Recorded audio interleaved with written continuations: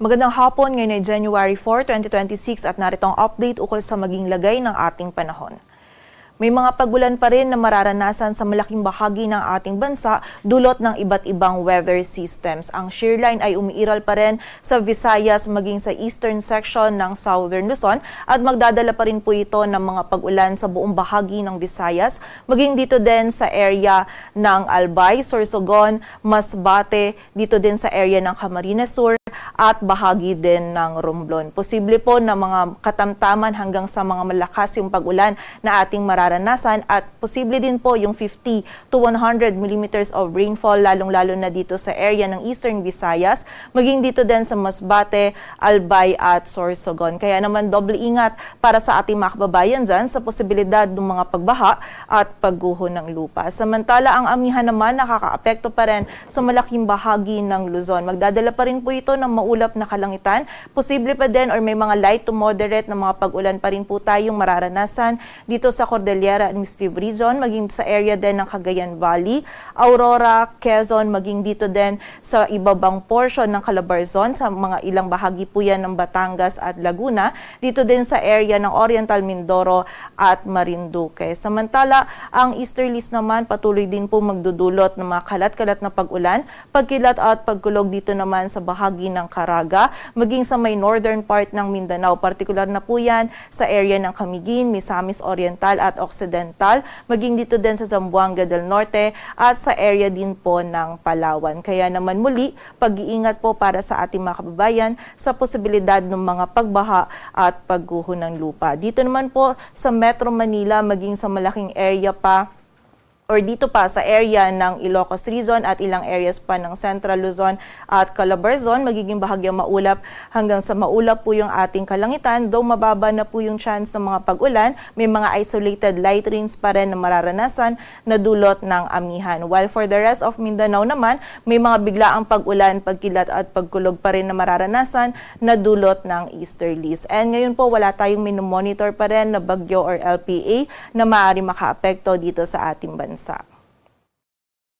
At para naman sa maging lagay ng panahon bukas, araw ng Lunes, patuloy pa rin po magiging maulap yung kalangitan sa malaking bahagi ng Luzon. May mga pag-ulan pa rin po tayong mararanasan, mostly dito sa may area ng Bicol Region at sa ibabang parte pa po ng Southern Luzon. Partikular na po yan dito sa may Albay, Sorsogon, Masbate, maging sa area din ng Catanduanes at Camarines Sur, kung saan posible po yung 50 to 100 millimeters of rainfall ng mga pag-ulan bukas na dulot po ng shearline. Ito po ay dahil nakita natin na posibleng bukas ay mas umakyat yung axis ng shearline or mas maging nakakonsentrate yung mga makakapal na kaulapan na dala po nito dito naman sa may southern part ng Bicol Region. Kaya naman po muli pag-iingat para sa ating mga kababayan. And bukod po dito din sa area ng Romblon, makakaranas din tayo ng mga scattered na mga pag-ulan na dulot pa rin ng shearline. While for dito naman sa area ng Cagayan, Isabela, Aurora, Quezon, maging dito din sa Marinduque, Oriental Mindoro, dito sa ibabang bahagi ng Batangas at ilang areas pa ng Laguna, magiging maulap din po yung kalangitan at posible din po yung mga light to moderate rains na ating mararanasan na dala ng amihan. While dito naman sa area ng Batanes, Ilocos Region, Cordillera Administrative Region, rest of Central Luzon and Calabarzon, maging dito po sa Metro Manila, magiging bahagyang maulap hanggang sa maulap naman po yung ating kalangitan. Pagsapit lamang po ng hapon at gabi, posible lang tayong makaranas ng mga short duration na mga light rains or yung mga isolated light rains na dulot pa rin po ng amihan. So kapag po tayo ay lalabas, huwag pa rin natin kalilimutan yung mga pananggalang natin dito sa mga pag-ulan na ito. Agwat ng temperatura sa Metro Manila ay mula 23 to 31 degrees Celsius. Samantala, bukas naman yung buong bahagi pa rin po ng Visayas ay makakaranas pa rin ng mga pag-ulan. Dulot pa rin po ito ng shearline. Possible pa din yung mga moderate to heavy rains, lalong-lalo na dito sa area ng Eastern Visayas. Kaya naman muli, pag-iingat pa rin sa mga kababayan natin dyan sa banta ng mga pagbaha at pagguho ng lupa. While dito naman sa area ng Caraga at sa bahagi ng Palawan, magiging mataas pa rin po yung possibility ng mga pag-ulan, pagkilat at pagkulog na dulot ng easterlies. And sa nalalabing bahagi naman po ng Mindanao, magiging bahagyang maulap hanggang sa maulap yung ating kalangitan. Ngunit pagsapit ng hapon at gabi, may mga posibilidad pa rin po tayo ng mga biglaang pag-ulan, pagkilat at pagkulog na dulot ng easterlies.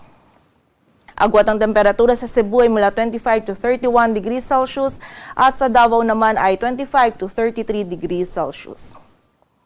Sa kasalukuyan, dahil pa rin po sa amihan, meron pa rin tayo nakataas na gale warning sa northern and eastern coast ng Catanduanes, maging sa eastern coast ng Albay at Sorsogon, sa northern and eastern coast ng Northern Samar at sa eastern coast ng Eastern Samar, kung saan mapanganib pa rin po yung pagpalaot, lalong-lalo na para sa ating mga kababayang mangingisda, pati na rin yung may mga maliliit na sasakyang pandagat. Sa mga susunod po na issuance natin ay posible na po tayo mag-lift ng gale warning, ngunit iba yung pag-iingat pa rin dahil magiging katamtaman hanggang sa maalon pa rin po yung lagay ng ating karagatan sa seaboards po ng Luzon, maging dito sa eastern seaboards ng Visayas at Mindanao. At para naman sa 3-day outlook ng mga key cities ng ating bansa, in the next 3 days or mula Tuesday hanggang Thursday, nakikita po natin na patuloy pa rin na amihan, shearline at easterlies yung magpe-prevail or iiral po na weather systems dito sa ating bansa. Dito po sa Metro Manila, mula Tuesday hanggang Thursday, patuloy pa rin po magiging bahagyang maulap hanggang sa maulap yung ating kalangitan. May mga isolated light rains pa rin po tayong mararanasan na dulot ng amihan. Agwat po ng temperatura dito sa Metro Manila ay mula 22 to 31 degrees Celsius. Samantala, sa area naman po ng Baguio City ay magiging maulap naman po yung ating kalangitan at may mga light to moderate rains pa din na mararanasan. Dulot pa rin po ito ng amihan. While for the area naman ng Legazpi City, patuloy pa rin po magiging maulan yung ating panahon. Mataas pa rin po yung possibility ng mga pag-ulan in the next 3 days at dulot pa rin po ito ng shearline. Kaya muli, pag-iingat pa rin or doble ingat pa rin para sa ating mga kababayan dyan. Agwat ng temperatura sa Baguio City ay mula 15 to 23 degrees Celsius at sa Legazpi City naman ay 24 to 30 degrees Celsius.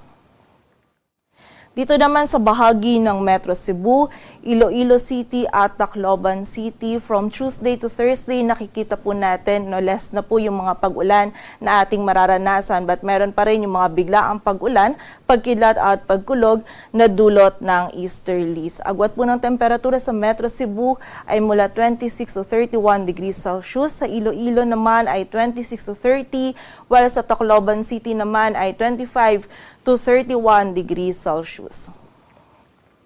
Dito naman po sa area din ng Mindanao, nakikita natin from Tuesday to Thursday, mababawasan na po yung mga pag-ulan na ating mararanasan, but meron pa rin po ng mga isolated rain showers or thunderstorms, dala pa rin po ito ng easterlies. During severe thunderstorms, posible pa rin po tayo makaranas ng mga katamtaman hanggang sa kuminsan ay malalakas ng mga pag-ulan, kaya naman doble ingat pa rin sa posibilidad ng mga pagbaha at pagguho ng lupa. Agwat po ng temperatura sa Metro Davao ay mula 25 to 33 degrees Celsius. Sa Cagayan de Oro City ay 24 to 31 at sa Zamboanga City naman ay 24 to 34 degrees Celsius.